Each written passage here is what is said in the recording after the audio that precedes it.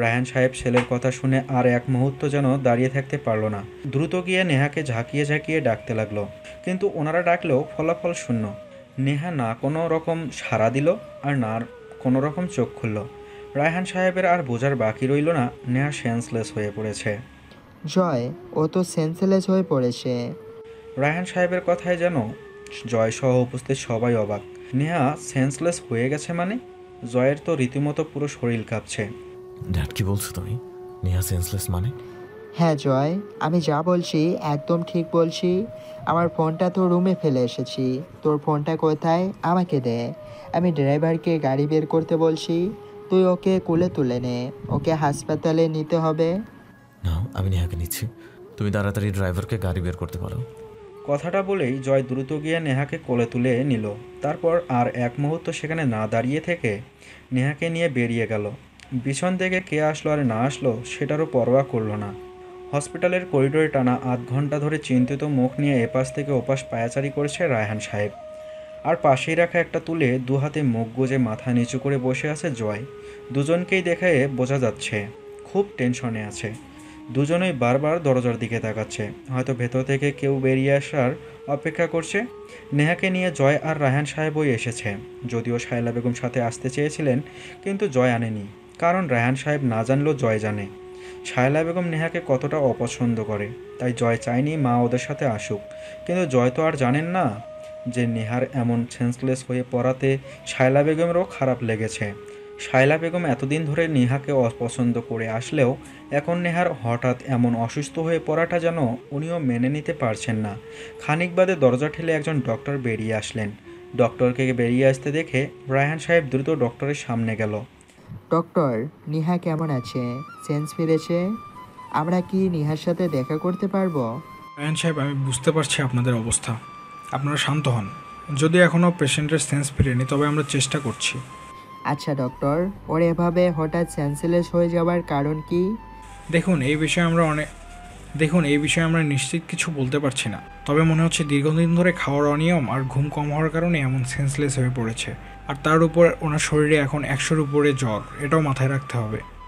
তাই আমরা এখনও নিশ্চিত কিছু বলতে পারছি না পেশেন্টের মেইন প্রবলেমটা কী। বাই দ্য ওয়ে, আমি যে কারণে আপনাদের কাছে এসেছিলাম, আচ্ছা, আপনাদের সাথে কি কোনো মেয়ে এসেছে? আই মিন, পেশেন্টের কোনো মেয়ে রিলেটিভস? কেন বলুন তো? না, আসলে পেশেন্টকে কয়েকটা টেস্ট করাতে হবে, আর তার জন্য পেশেন্টকে হসপিটালের ড্রেস পরাতে হবে। তাই বলছিলাম আর কি, যদি পেশেন্টের ড্রেস চেঞ্জ করার জন্য আমার সাথে কাউকে ভিতরে পাঠাতেন। না, আমাদের সাথে তো কোনো মেয়ে নেই ডক্টর। একটা কাজ করুন, আপনাদের কোনো ফিমেল নার্সকে দিয়ে একটু চেঞ্জ করিয়ে দিন প্লিজ। ওকে, ঠিক আছে। বলেই ডক্টর আবারও ভেতরে চলে গেল। রায়হান সাহেব এবার ছেলের পাশে গিয়ে কাঁধে হাত রাখলেন। হঠাৎ কাঁধে কারো হাতের স্পর্শ পেতেই জয় চমকে তাকালো। বাবাকে দাঁড়িয়ে থাকতে দেখে হঠাৎই জয় উঠে বাবাকে জড়িয়ে ধরে ডুকরে কেঁদে উঠল। রায়হান সাহেব ছেলের অবস্থা বুঝতে পারছেন, তাই তো ছেলের পিঠে সান্ত্বনার হাত রাখতে ভুল করলেন না। বাবার স্নেহের হাতের স্পর্শ পেয়ে সাথে সাথে জয় কেঁদে উঠে বলল, ড্যাড, ওর কিছু হবে না তো? ও সুস্থ হয়ে আবার আমাদের সাথে কথা বলবে তো? ঠিক হয়ে যাবে তো? শান্ত হ বাবা, নিহার কিছু হবে না। ও একদম ঠিক হয়ে যাবে। একটু ধৈর্য রাখ, নিশ্চয় আল্লাহ আমাদের নিরাশ করবেন না। তখন ওই শায়লা বেগম আর জেসির আওয়াজ কানে আসলো। রায়হান সাহেব ছেলেকে ছাড়িয়ে আবারও টুলে বসিয়ে দিলেন। তারপর ছেলের পিঠে হাত বুলিয়ে দিয়ে বললেন, টেনশন করিস না বাবা, দেখবি সব ঠিক হয়ে যাবে। রায়হান, নেহা কেমন আছে এখন? ডক্টর কি বলেছে? স্ত্রীর প্রশ্ন শুনে রায়হান সাহেব এবার উঠে দাঁড়াতে দাঁড়াতে বললেন, ডক্টর এখনও সেন্স ফিরাতে পারেনি, কিন্তু টেস্ট করাতে হবে নাকি? তারপর বোঝা যাবে কি হয়েছে। কি বলছো? আধা ঘন্টা হয়ে গেছে এখনো সেন্স ফিরেনি মানে? এতক্ষণ সেন্সলেস থাকলে তো যে কোনো কিছু হয়ে যেতে পারে। তুমি ডক্টরকে বলনি যে করেই হোক সেন্সটা ফিরিয়ে আনতে? ডক্টর কি আমার থেকে কম বুঝবেন নাকি? ওনারা যেটা ভালো মনে করে সেটাই তো করবেন। আগে দেখি রিপোর্ট কি আসে, তারপর না হয় ডক্টরকে যা বলার বলবো। শায়লা বেগম স্বামীর কথায় যুক্তি খুঁজে পেলেন, যার কারণে উনি সম্মতিসূচক মাথা নাড়িয়ে দাঁড়িয়ে রইলেন। জেসি এতক্ষণ ওদের থেকে একটু দূরে দাঁড়িয়েছিল। ভাইকে এমন বিধ্বস্ত হয়ে বসে থাকতে দেখে ওরও এবার খারাপ লাগতে লাগলো। কিছু সময়ের ব্যবধানে ওর হাসি খুশি ভাইটা কেমন অসহায় হয়ে পড়েছে। ভাইকে এই অবস্থায় দেখে জেসির খুবই খারাপ লাগছে। সে আর দাঁড়িয়ে থাকতে না পেরে ধীর পায়ে ভাইয়ের কাছে এগিয়ে গেল। জয় একদৃষ্টিতে সামনের দেয়ালটির দিকেই তাকিয়ে আছে। দেখেই বোঝা যাচ্ছে সে এই জগতেই নেই। হয়তো নেহাকে নিয়ে ভাবছে। জেসি ভাইয়ের কাঁধে হাত রেখে কান্না মিশ্রিত গলায় বলল, ভাইয়া এমন ভেঙে পড়ছিস কেন? প্লিজ এমন ভেঙে পড়িস না। দেখবি ভাবির কিচ্ছু হবে না, ও একদম ঠিক হয়ে যাবে। তুই নিজেকে শান্ত রাখ। জেসির এতগুলো কথাও জয়ের যেন কোনো হেলদোল হলো না। ভাইকে এমন পাত্র হয়ে যেতে দেখে জেসি ছলো ছলো চোখে মায়ের দিকে তাকালো। শায়লা বেগম এতক্ষণ ধরে ওদের দিকেই তাকিয়েছিল। ছেলের পাথর হয়ে বসে থাকাটা ওনার যেন সহ্য হচ্ছে না। তাই উনি এবার ছেলের পাশে এসে দাঁড়ালেন। কিছু একটা ভেবে ছেলের কাঁধে হাত রাখলেন। কাঁধে কারো হাতের স্পর্শ পেয়ে জয়ের দ্বিতীয়বারের মতো ঘুর কাটল। চমকে তাকালো হাতের মালিকের দিকে। মা দাঁড়িয়ে আছে ওর পাশে। শায়লা বেগম আশ্বাসের বলিতে বললেন, টেনশন করিস না বাবা, নেহা একদম সুস্থ হয়ে যাবে, ওর কিচ্ছু হবে না। তুই এমন করে ভেঙে পড়িস না। তোর কিছু হলে মেয়েটা তো তখন আরও বেশি কষ্ট পাবে। তুই তো জানিস সে মেয়েটা তোর কষ্ট সহ্য করতে পারে না। কষ্ট পাস না, সব ঠিক হয়ে যাবে। জয়ের চোখের কোণে বেয়ে টুপ করে দুফোঁটা জল গড়িয়ে পড়ল। ধরা গলায় বলল, মম, আমার কারণে এমনটা হয়েছে, তাই না? আমি জানি আমার জন্যই আজ নিহারের অবস্থা। যদি আমি খেয়াল করতাম তাহলে আর জ্বরই আসতো না, আর সেন্সলেসও হতো না। সব আমার দোষ। বিশ্বাস করো, ওর কিছু হলে আমি নিজেকে কখনোই ক্ষমা করতে পারবো না, কখনো না। শায়লা বেগম ছেলের কষ্টটা অনুধাবন করতে পারছেন, কারণ উনি জানেন ওনার ছেলে অ্যাক্সিডেন্টের পর থেকে নেহাকে অনেক ভালোবেসে ফেলেছে। আর ভালোবাসবে নাই বা কেন? যেই মেয়ে নিজের খাওয়া ঘুম বাদ দিয়ে সারা দিন এক করে ওকে সুস্থ করে তুলেছে, ওকে তো ভালোবাসাই যায়। হয়তো শায়লা বেগম তখন বুঝতে পারেননি, কিন্তু এখন হাড়ে হাড়ে বুঝতে পারছেন। প্রায় ঘন্টাখানিক পর একজন মহিলা ডক্টর বেরিয়ে আসলেন ভিতর থেকে। ডক্টরকে বেরোতে দেখে জয়সহ সবাই এগিয়ে গেল। জয় কিছু বলার আগেই রায়হান সাহেব বলে উঠলেন, ডক্টর, নেহা কেমন আছে এখন? সেন্স ফিরেছে ওর? হ্যাঁ, পেশেন্টের জ্ঞান ফিরছে। মুহূর্তেই সবার মুখে হাসি ফুটল। রায়হান সাহেব খুশি হয়ে বললেন, ডক্টর, সত্যি বলছেন আপনি? নেহার সেন্স ফিরে এসেছে? হ্যাঁ, পেশেন্টের জ্ঞান ফিরছে, কিন্তু ডক্টরের মলিন কণ্ঠে কিন্তু বলা শুনে সবার মুখের হাসি যেন মুহূর্তেই গায়েব হয়ে গেল। রায়হান সাহেব অবাক হয়ে বললেন, কিন্তু কি ডক্টর? তার আগে এটা বলুন যে পেশেন্ট আপনার কে হয়? কেন? আমার মেয়ে। আপনি কি মেয়েকে কোনো পশুর সাথে বিয়ে দিয়েছিলেন? ডক্টরের কথা শুনে রায়হান সাহেব অবাক হয়ে একবার জয়ের দিকে তাকিয়ে আবারও ডক্টরের দিকে তাকালেন। মানে? মানে হলো, আমার মনে হয় আপনার মেয়েকে যার সাথে বিয়ে দিয়েছিলেন সে নিশ্চয়ই একজন অমানুষ আর পশু ছিল। আচ্ছা, কখনো কি মেয়ের খোঁজ খবর নেননি? কখনো কি মেয়ের কাছে জানতে চেয়েছেন মেয়ে সুখে আছে কিনা? নাকি বিয়ে দিয়েই দায়িত্ব পালন করে ফেলেছেন? কোনটা? ওকে, বলতেছি। আপনি এমন একজনের সাথে মেয়েকে বিয়ে দিয়েছেন যে আপনার মেয়েকে একেবারে মৃত্যুর মুখে ঠেলে দিয়েছে। যদি ওনার ড্রেস চেঞ্জ করার সময় নার্স আমাকে ডেকে না দেখাতো তাহলে তো আমি জানতেই পারতাম না যে এখনো এমন মানুষ হয় যারা পশুর মতো বউ মারে। আপনার মেয়ের পুরো শরীরে অজস্র মারের দাগ।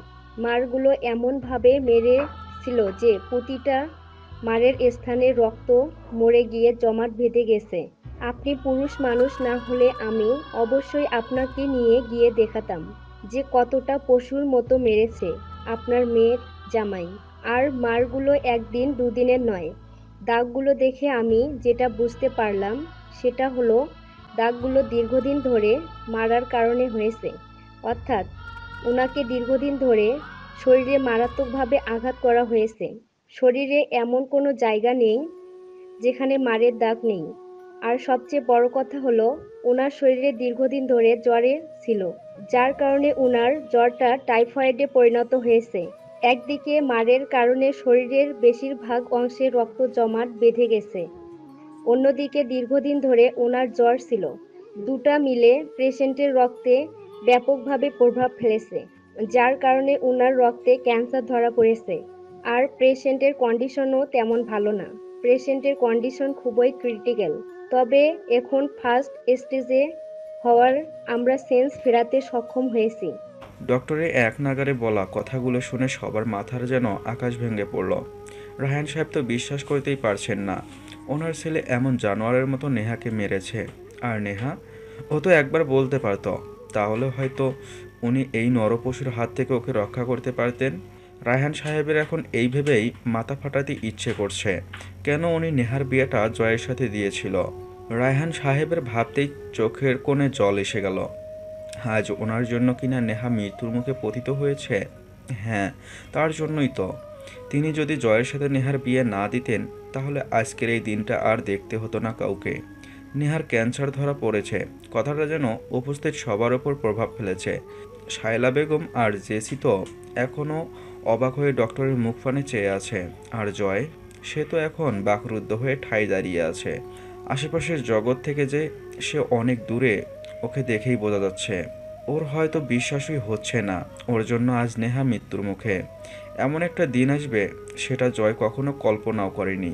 জয় কেন, হয়তো রায়হান সাহেবের বাড়িতে কেউ কল্পনাই করতে পারেনি এমন একটা দিন আসবে। রায়হান সাহেবের অবিশ্বাস্য কণ্ঠে বললেন,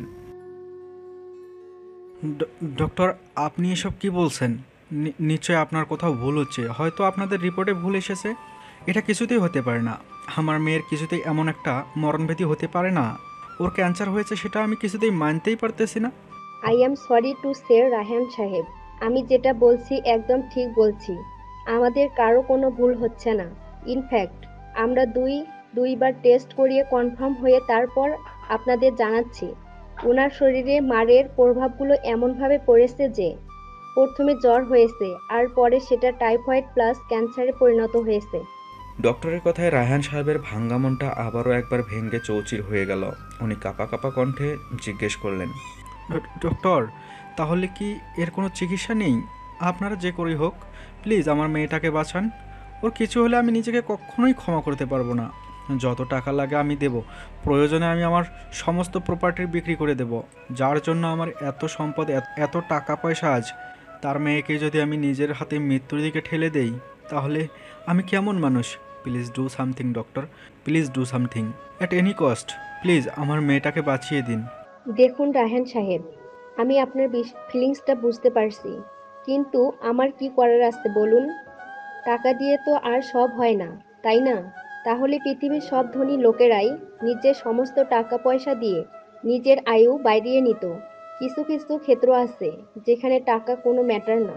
তবে হ্যাঁ, আপনাদের হাতে একটা চান্স আছে পেশেন্টকে বাঁচানোর। মুহূর্তেই রায়হান সাহেব সহ উপস্থিত সবার মুখে হাসি ফুটল। জয়ের মুখেও হাসি ফুটেছে। যাই হোক, ওর নেহাকে তো বাঁচানো যাবে। জয় কিছু বলতে যাবে তার আগেই রায়হান সাহেব উৎফুল্ল কণ্ঠে বললেন, সত্যি বলছেন ডক্টর? আমার মেয়ে সুস্থ হবে? আমাকে কি করতে হবে বলুন, আমি সব করব। আমার মেয়েকে বাঁচানোর জন্য আমি সব কিছু করব। আপনি শুধু একবার বলুন আমার কি করতে হবে, কি করলে ওকে বাঁচানো যাবে। হ্যাঁ রায়হান সাহেব, আপনাদের মেয়েকে বাঁচানো সম্ভব। ওনার শরীরের 48 ঘন্টার মধ্যে 3 ব্যাগ ও নেগেটিভ রক্ত পুশ করতে পারলে ওনাকে বাঁচানো সম্ভব। তবে সময়টা কিন্তু মাথায় রাখতে হবে, মাত্র 48 ঘন্টা। আর 48 ঘন্টার মধ্যে যদি ওনার শরীরে পুরাতন রক্তগুলো এক্সচেঞ্জ করে 3 ব্যাগ নতুন রক্ত পুশ না করা হয় তাহলে পেশেন্টের যে কোনো সময় যে কোনো কিছু হতে পারে। বলতে পারেন পেশেন্টের হাতে মাত্র 48 ঘন্টার সময় আছে। তবে রক্ত চেঞ্জ করা গেলে তাহলে পেশেন্টকে বাঁচানো সম্ভব, তাও আবার ও নেগেটিভ রক্ত সচরাচর তেমন পাওয়া যায় না।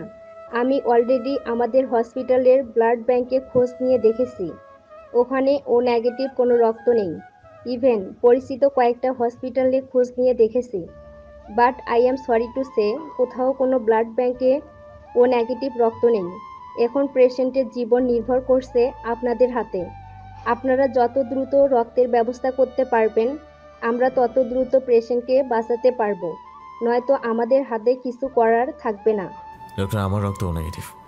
রক্ত যত লাগে নিয়ে নিন, তবু প্লিজ ওকে সুস্থ করে তুলুন। জয়ের কথা শুনে ডক্টর খুশি হয়ে বলল, ওহ, দ্যাটস গ্রেট। তাহলে আপনি আসুন আমার সাথে। হ্যাঁ চলুন।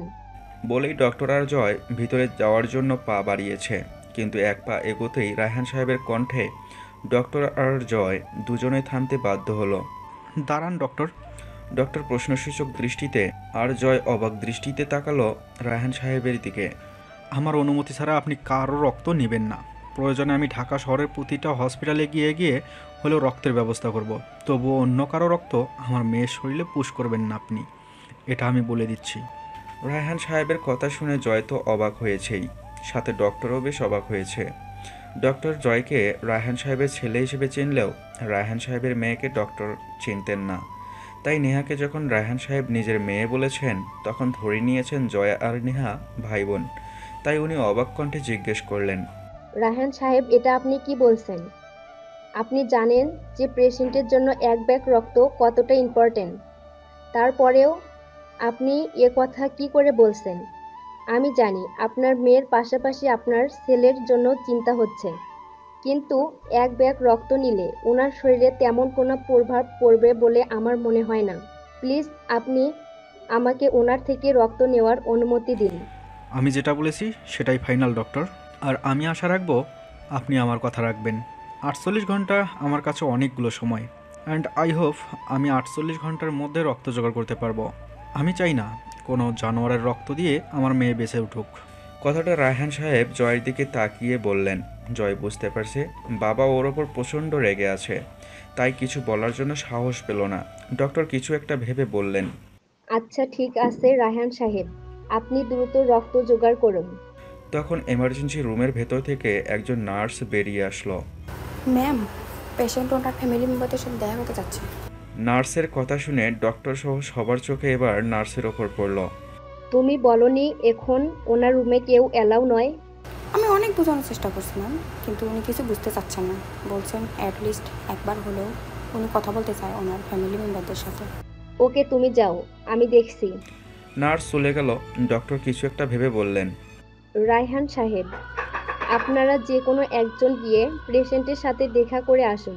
যদিও আমরা এই মুহূর্তে ওনার রুমে কাউকে অ্যালাউ করতাম না, বাট পেশেন্টের দিকে চেয়ে আপনাদের দেখা করার পারমিশন দিচ্ছি, তাও একজনকে। আপনি ডিসাইড করে একজন গিয়ে পেশেন্টের সাথে দেখা করে আসুন, তবে বেশি সময় থাকবেন না। আচ্ছা আমি, আর হ্যাঁ, ব্লাড কালেক্ট হলে দ্রুত আমার সাথে যোগাযোগ করবেন। এই বলে ডক্টর চলে গেলেন। জয়ের খুব ইচ্ছে হলো নেহার সাথে দেখা করার, কিন্তু সেটা সাহস করে বাবাকে বলতে পারলো না। তাই ইশারায় মাকে বুঝালো যেন বাবাকে বলে ওকে নেহার রুমে যাওয়ার ব্যবস্থা করে দেয়। শায়লা বেগমও ছেলের ইশারাটা সহজেই বুঝতে পারলেন, তাই দ্রুত স্বামীকে বলে উঠলেন। রায়হান, রায়হান সাহেব নেহার কেবিনে যাওয়ার জন্য সবে এক পা রেখেছিল, কিন্তু স্ত্রীর ডাকে থেমে গেলেন। তবে পিছন ঘুরলেন না, আগের মতো সামনের দিকে মুখ করে দাঁড়িয়ে থেকেই বললেন, কারো কিছু বলার থাকলে সে যেন দ্রুত বলে, আমার এখানে দাঁড়িয়ে থাকার মতো সময় বয়ে যাচ্ছে না। শায়লা বেগম স্বামীর রাগটা বুঝতে পারলেন, তাই উনি সময় ব্যয় না করে তাড়াহুড়ো করে বলে ফেললেন, বলছিলাম যে নিহার কাছে তুমি না গিয়ে জয়কে পাঠালে ভালো হতো না? না মানে জয় তো ওর স্বামী, তাই আমার মনে হয় ওকে পাঠানোটাই বেটার হবে। রায়হান সাহেব কথাগুলো শুনেও কোনো প্রতিক্রিয়া দেখালো না, বরং কথাগুলো শুনেও না শোনার ভান করে চলে গেলেন। নিজের কেবিনে এত সময় পর শ্বশুরকে ঢুকতে দেখে নেহার মুখে মলিন হাসি ফুটল। রায়হান সাহেব ধীর পায়ে হেঁটে নেহার খাটের কাছে গিয়ে একটা টুল টেনে বসলেন। তারপর নেহার মাথায় হাত বুলিয়ে ভেজা কণ্ঠে বললেন, কেমন আছিস মা? এই তো ভালো বাবা। বাবা, উনি আসলেন না? কোথায় উনি? রায়হান সাহেবের বুঝতে দেরি হলো না, নেহা উনি বলতে কাকে বুঝিয়েছেন। তুই এমন কেন বলতো মা? আমি আবার কেমন বাবা? এই যে মানুষটা তোকে জানোয়ারের মতো রোজ মারধর করেছে, তুই এখনও তার খবর জানতে চাইছিস? আচ্ছা, আমাকে বললি না কেন মা? আমাকে কি এতটা পর ভাবিস তুই যে আমার থেকে এমন একটা বিষয় গোপন করে গেলি? নাকি আমি তোর বিয়েটা জয়ের সাথে করিয়েছি বলে আমার ওপর এত রাগ তোর? আমাকে তো অন্তত একবার বলতে পারতি। কেন বলিসনি? তোকে ওই জানোয়ারটা দিনের পর দিন কষ্ট দিয়ে যাচ্ছে, কেন সব লুকিয়ে গেলি আমার কাছ থেকে? নাকি আমাকে মুখেই শুধু বাবা বলিস? আসলে আমাকে তুই বাবা মনেই করিস না। শ্বশুরের কথায় নেহা আপত্তি করে বলল, বাবা, এসব কি বলছেন আপনি? আপনি আমার বাবাই তো, মুখ থেকে নয়, আমি আপনাকে মন থেকেও বাবা হিসেবেই মানি। কেন সব সময় চোখের জল লুকিয়ে মিথ্যে হাসির বায়না করতিস বলতো? মানে হলো আমাকে বলিসনি কেন ওই জানোয়ারটা এত কষ্ট দিয়েছে? তোর কাছে যখন জানতে চেয়েছি জয় তোকে ভালোবাসে কিনা, তুই জয়ের সাথে সুখে আছিস কিনা, তখন বলিসনি কেন তুই জানোয়ারটার সাথে সুখে নোস? ছি ছি বাবা, এইসব কি বলছেন আপনি? মানুষ কখনো জানোয়ার হয় নাকি? মানুষ হলো সৃষ্টির সেরা জীব। আল্লাহ তাআলা মানুষকে সেরা হিসেবেই তো বানিয়ে পাঠিয়েছেন। এভাবে বলবেন না প্লিজ। আমার কপালে হয়তো এমনটাই লেখা ছিল।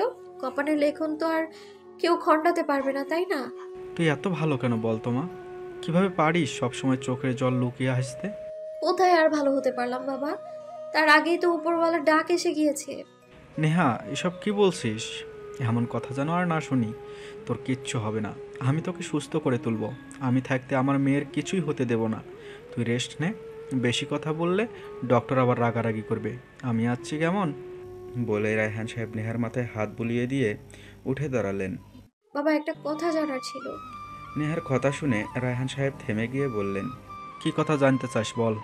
মা, বাবা কি আমার অসুস্থতার কথা জানে? না রে মা, আসলে টেনশনে ওদেরকে বলতে ভুলে গিয়েছিলাম। আমি এক্ষুনি জানিয়ে দেব। না বাবা, ওদের বলার দরকার নেই। ওরা জানলে শুধু শুধুই টেনশন করবে আর এখানেও চলে আসবে। তার চেয়ে বরং ওদের না জানানোটাই ভালো। কিন্তু মা। কোনো কিন্তু না বাবা, আমার কথাটা প্লিজ রাখুন। আচ্ছা ঠিক আছে, তুই যেটা চাস সেটাই হবে। আমি এখন আছি কেমন? বাবা, কিছু মনে না করলে আরেকটা কথা বলবো। কি কথা বল। বাবা, ওনাকে একবার ভেতরে আসতে বলবেন প্লিজ। নেহা, এত কিছুর পরেও তুই ওকে তোর কাছে আসতে বলছিস? বাবা, রাগ করবেন না প্লিজ। শেষবারের মতো আপনার কাছে আমি একটা রিকোয়েস্ট করছি, প্লিজ আমার অনুরোধটা রাখুন প্লিজ। রায়হান সাহেব কোনো প্রতিউত্তর করলেন না। কয়েক সেকেন্ড নেহার দিকে তাকিয়ে থেকে উনি রুম থেকে চলে গেলেন। নেহা শ্বশুরের যাওয়ার দিকে তাকিয়ে লম্বা একটা শ্বাস ফেলল। কিছু সময় পর দরজা খুলে জয় ভিতরে ঢুকলো। নেহা জানতো জয় আসবে, তাই সে এত সময় ধরে দরজার দিকেই তাকিয়েছিল। জয়কে আসতে দেখে মুখে ম্লান হাসিটা টানল। জয় মাথা নিচু করে ধীর পায়ে হেঁটে নেহার খাটের পাশে এসে সেখানে রাখা টুলটে বসে পড়ল। জয়কে মাথা নিচু করে রাখতে দেখে নেহা ক্লান্ত হাসল। কি হলো, এভাবে মাথা নিচু করে আছেন কেন? আমি কি এতটাই খারাপ যে আমার মুখের দিকে তাকাতেও পাচ্ছে আপনার? জয় দ্রুততার সাথে মুখ তুলে তাকালো নেহার দিকে। জয়কে খুবই বিধ্বস্ত দেখাচ্ছে। চুলগুলো এলোমেলো, মুখটা শুকনো আর ফ্যাকাশে বর্ণ ধারণ করেছে। কেমন যেন ছন্নছাড়া হয়ে আছে। এক কথায় জয়কে খুবই বিধ্বস্ত দেখাচ্ছে। এ কি, আপনার শরীরের এই অবস্থা কেন? নিজের এমন হাল করে রেখেছেন কেন? কাল রাতেও তো আপনাকে খুবই হ্যান্ডসাম লাগছিল, আর সকালে হতে এমন বয়স্ক কেন লাগছে আপনাকে? কি হয়েছে বলুন তো? এমনটা কেন করলে নেহা? কি করেছি? তুমি অসুস্থ আমাকে বললে না কেন? আমি তো তোমার কাছে অনেকবার জানতে চেয়েছি, কিন্তু তুমি বরাবরই আমাকে না বলে ভুল প্রমাণ করেছো। কেন নেহা? যদি বলি বাঁচার ইচ্ছেটা মরে গিয়েছে তাই। মানে? মানে হলো আমার শরীরে 2 দিন কিংবা 3 দিন ধরে জ্বর আসেনি। গত 5 মাস ধরে জ্বর আসছে, আর সেটাও যখন তখন। দিনের বেলা তেমন না লাগলেও প্রতিদিন রাতেই মনে হতো আমার শরীরে জ্বর জ্বর লাগছে। কিন্তু আমি কাউকে বুঝতে দিইনি। আমি জানতাম দীর্ঘদিন ধরে শরীরে জ্বর থাকলে নিশ্চিত আমার বড় কিছু হবে, আর সেই রেশ ধরে হয়তো আমি মরেও যেতে পারি। তাই আপনাকে মিথ্যা বলেছি আমি। তবে আপনার রোজ আমার মারধর করাটা যে এমন কাজে দিবে সেটা আমি ভাবতেও পারিনি। আমার ইচ্ছেটা আমার আমার ইচ্ছেটা আপনার আমাকে মারার দ্বারা আরো বেশি তাড়াতাড়ি পূরণ হয়ে গেল। আসলে কি বলুন তো, আমার না এই নিষ্ঠুর পৃথিবীতে বেঁচে থাকার আর ইচ্ছে নেই। আপনাকে তো আমি আগেই বলেছি, আমি সব সময় নামাজে একটাই প্রার্থনা করি, আর সেটা হলো আল্লাহ যেন আমাকে তাড়াতাড়ি এখান থেকে মুক্তি দেয়। আর সেটাই হলো। আপনাদের আর বেশি দিন আমায় নিয়ে ভাবতে হবে না। আপনি মুক্ত, একেবারেই মুক্ত। নেহা, এই মা, রেগে যাচ্ছেন কেন? আমি তো ভুল কিছু বলিনি। যা সত্যি তাই তো বলেছি আমি। আমি তো আপনার জীবনটাকে নরক বানিয়ে দিয়েছিলাম, তাই আপনাকে এবার মুক্ত করে দিয়ে চলে যাব আমি। আপনাদের জীবনে আর ফিরবো না আমি। এমন ভাবে যাব যে আর চাইলেও কেউ আমায় খুঁজে পাবে না। নেহা, আর একটা বাজে কথাও আমি শুনতে চাই না। আর একবার এমন বাজে কথা বললে মেরে একদম মাটিতে পড়তে দেবো বলে দিচ্ছি। মরে গেলে তো এমনিতেই মাটিতে কবর দিতে হবে, আপনার কষ্ট করে মারতে হবে না আর। নেহা, ধমক দিচ্ছেন কেন? আপনার তো খুশি হওয়ার কথা। আমি মরে গেলে আপনার জীবন থেকে নিহা নামক আপদটা অন্তত চিরতরে তো বিদায় হবে। আপনি মীরা আপুর সাথে সংসার করতে পারবেন। আপনি তো মীরা আপুকে ভালোবাসেন, আর মীরা আপুও আপনাকে ভালোবাসে। তাই আমার মনে হয় আমার চলে যাওয়াতে আপনার কোনো অসুবিধা হবে না। আমি মরে যাওয়ার পর আপনি মীরা আপুকে বিয়ে করে নিন, আর ওনার সাথে নতুন করে জীবন শুরু করবেন। নেহা, আর একটা কথা বলে থাপড়ে গাল লাল করে দেবো। এসব কোন ধরনের কথা? হ্যাঁ, তোমার কিচ্ছু হয়নি, আর কিছু হবেও না। তুমি বাঁচবে, তোমার কিছু হতেই দেবে না ড্যাড। নেহা তাচ্ছিল্য হাসি হাসল, হেসে বলল, মিথ্যা সান্ত্বনা কেন দিচ্ছেন বলুন তো? আমি জানি আমার ব্লাড ক্যান্সার ধরা পড়েছে, আর আমি হয়তো কয়েকদিনের অতিথি মাত্র। শুধু শুধু মিথ্যা বলে খুশি করার চেষ্টা করছেন, তাই না? না নিহা, তোমার কিছুই হবে না। কে বলেছে তুমি কয়েকদিনের অতিথি? তোমার কিচ্ছু হয় নাই। তোমার জাস্ট রক্ত এক্সচেঞ্জ করতে হবে। ড্যাড অলরেডি রক্ত খুঁজতে পেরিয়ে গেছে। আমার কথা না আমি বাদই দিলাম, ড্যাড থাকতে তোমার কিছুই হবে না, সে তোমার কিছু হতেই দিবে না। প্লিজ এমন কথাগুলো আর বলো না। তুমি চলে গেলে আমার কি হবে একবার ভেবে দেখছো? তুমি না থাকলে জয় কীভাবে বাঁচবে? তুমি খুব শীঘ্রই সুস্থ হয়ে যাবে, দেখবে খুব তাড়াতাড়ি ভালো হয়ে যাবে তুমি। আচ্ছা, আপনাকে একটা অনুরোধ করে রাখবেন? এমনভাবে বলছো কেন? কি করতে হবে বলো। অনুরোধ নয়, আমাকে আদেশ করো। আমি মরে গেলে প্লিজ আমার লাশটা আমার বাবার মায়ের কাছে পাঠিয়ে দেবেন। আবার একই কথা? এমন রেগে যাচ্ছেন কেন? জানেন না মৃত্যু পথযাত্রীর সাথে সুন্দর করে কথা বলতে হয়? Neha please stop. কেন এমন করছো? আমাদের মধ্যে তো সব কিছু ঠিকঠাকই হয়ে গিয়েছিল, তারপরেও কেন এমন বলছো? আদৌ কি আমাদের মধ্যে সব ঠিক হয়েছিল? মানে? কিছু না, পারলে ক্ষমা করে দিয়ে আমায়। আর নিজেকে গুটিয়ে নয়, বরং গুছিয়ে নিয়ে। কথাগুলো বলতে বলতে কখন যে নেহার চোখ থেকে জল গড়িয়ে পড়তে লাগলো, নেহা সেটা টেরও পেল না। একে তো নেহার কথাগুলো জয় নিতে পারছিল না, নেহার প্রতিটা কথাই যেন ওর বুকে গিয়ে বিঁধেছে। তার উপর নেহার চোখের জলগুলো যেন ওকে পুরো ভিতর থেকে ভেঙে গুড়িয়ে দিচ্ছে। সব মিলিয়ে জয় আর বেশি সময় বসে থাকতে পারল না, রুম থেকে বেরিয়ে গেল। তবে বেরিয়ে আসার আগে নেহার কপালে ভালোবাসার পরশেকে দিতে ভুল করলো না জয়। রায়হান সাহেব সারাদিন এই হসপিটালে থেকে ওই হসপিটালে, সেই হসপিটাল থেকে অন্য হসপিটালে ছুটোছুটি করেও এক ব্যাগ ব্লাডও জোগাড় করতে পারলেন না। শুধু রায়হান সাহেব খুঁজছেন তা কিন্তু নয়, জয়ও রায়হান সাহেবের আড়ালে ব্লাড খুঁজে যাচ্ছে। রিলেটিভস থেকে শুরু করে অফিসের কর্মকর্তা পর্যন্ত কাউকে বাদ দেয়নি, কিন্তু দুর্ভাগ্যবশত কারো রক্তই ম্যাচ করছে না নেহার সাথে। তবে রায়হান সাহেব 3 ব্যাগ রক্তের আশায় ডোনার খুঁজলেও জয় শুধু একজন ডোনারই খুঁজছে, কারণ ও নিজেই তো রক্ত দিতে পারবে। তাহলে 3 জনের কী দরকার? জয় ঠিক করেছে রক্ত ওই দেবে, তবে বাবার সামনে একজন ও নেগেটিভ ব্লাড ডোনার হাজির করাবে, যাতে বাবা বুঝতে না পারে রক্ত ওই দিয়েছে, আর বাবা যেন মনে করে রক্ত জয় নয় ডোনার দিয়েছে। কিন্তু কথায় আছে না, অভাগা যেদিকে যায় সাগর শুকিয়ে যায়। এখানেও ঠিক তাই, বাবা ছেলে মিলে একজন ডোনারও খুঁজে পেল না যে নেহাকে রক্ত দিতে পারবে। রায়হান সাহেব যেন প্রায় ভেঙেই পড়েছেন। ওনার একটাই চিন্তা, আজ পুরোটা দিন ছোটাছুটি করেও এক ব্যাগ রক্ত জোগাড় করতে পারলেন না। কালও যদি এমন হয়, কালও যদি কোনো ডোনার কিংবা রক্ত না পায়, তাহলে কি হবে? নেহাকে কিভাবে বাঁচাবে সে? নেহার কিছু হলে যে নিজেকে ক্ষমা করতে পারবে না। তবে রায়হান সাহেব হতাশ হলেও জয় হতাশ হলো না, কারণ সে সিদ্ধান্ত নিয়েছে কাল যদি দুপুরের আগে কোনো ডোনার না পায়, তাহলে সে বাবার বিরুদ্ধে গিয়ে হলেও নেহাকে ব্লাড দিবে। হসপিটালের করিডোরে চিন্তিত মুখ নিয়ে পায়চারি করছে রায়হান সাহেব আর জয়। দুজনের মুখেই ব্যাপক চিন্তার ছাপ, দুজনের চোখই বারবার এমার্জেন্সি রুমের দিকে। হয়তো ভেতর থেকে কেউ আসার অপেক্ষা করছে। কিছু সময় পর একজন ডক্টরকে বেরোতে দেখে রায়হান সাহেব আর জয় দুজনেই দৌড়ে ডক্টরের সামনে গেল। ডক্টর এখনও চুপ করে দাঁড়িয়ে আছে। ডক্টরকে চুপ করে দাঁড়িয়ে থাকতে দেখে বাবার আগে জয়ই জিজ্ঞেস করলো, ডক্টর, আমার নেহা কেমন আছে এখন?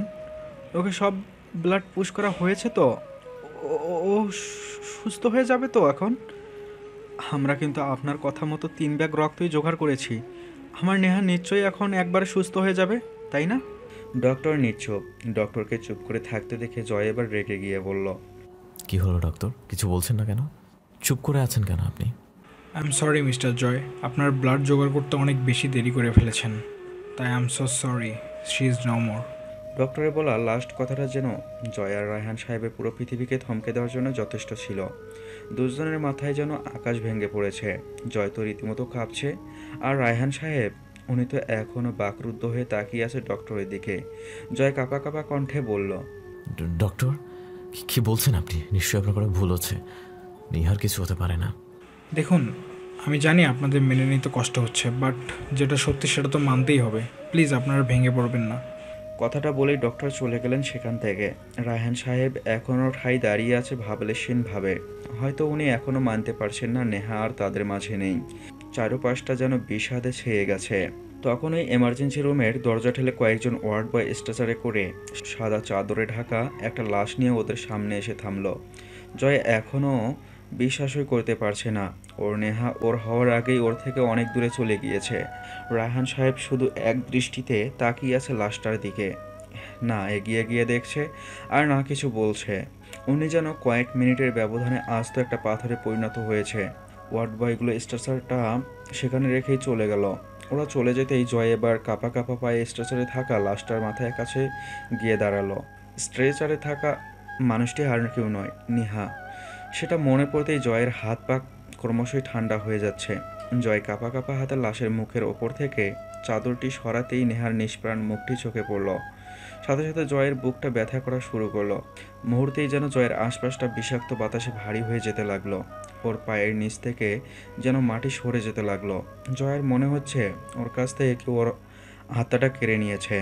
জয়ের মুখ দিয়ে যেন কোনো কথাই বের হচ্ছে না এই মুহূর্তে, শুধু নিষ্পলক চাহনিতে তাকিয়ে আছে নেহার মুখের দিকে। নেহার নিষ্প্রাণ মুখটির দিকে তাকিয়ে থাকতে থাকতে কখন যে জয়ের চোখ থেকে জল গড়িয়ে পড়েছে সেটা জয় খেয়ালও করলো না। শুধু শূন্য দৃষ্টি নিয়ে নেহার মুখ পানে চেয়ে আছে। মিনিট কয়েক এভাবে ভাবলেশীনভাবে চেয়ে থাকে। হঠাৎই জয় কাঁপা কাঁপা হাত দিয়ে আলতো করে নেহার গালে রেখে বলে উঠল, আমাকে এতটাই ঘৃণা করো যে তোমাকে ভালোবাসি বলার সুযোগটা পর্যন্ত দিলে না। কেন এমন করছো নেহা? কেন আমায় পর করে দিতে চাচ্ছ? আমি তো বাকিটা সময় তোমার সাথে কাটাবো বলে প্রতিজ্ঞা করেছিলাম, আর তুমি সব কিছু শুরু হওয়ার আগেই শেষ করে দেওয়ার প্ল্যান করলে। আমার উপর এতই রাগ ছিল যে একেবারে একা করে চলে গেলে আমায়। তোমাকে কষ্ট দিয়েছি বলে তুমি আমায় কষ্ট দিয়ে প্রতিশোধ নিচ্ছ, তাই না? আমায় একা করে দিয়ে এখন খুব ভালো লাগছে তো তোমার? খুব ভালো লাগছে? কেন নেহা, কেন? কথাগুলো বলতে বলতে জয় এক পর্যায়ে হাউমাউ করে কাঁদতে লাগলো। জয়ের কান্না যেন পুরো হসপিটালটা কাঁপিয়ে দিচ্ছে।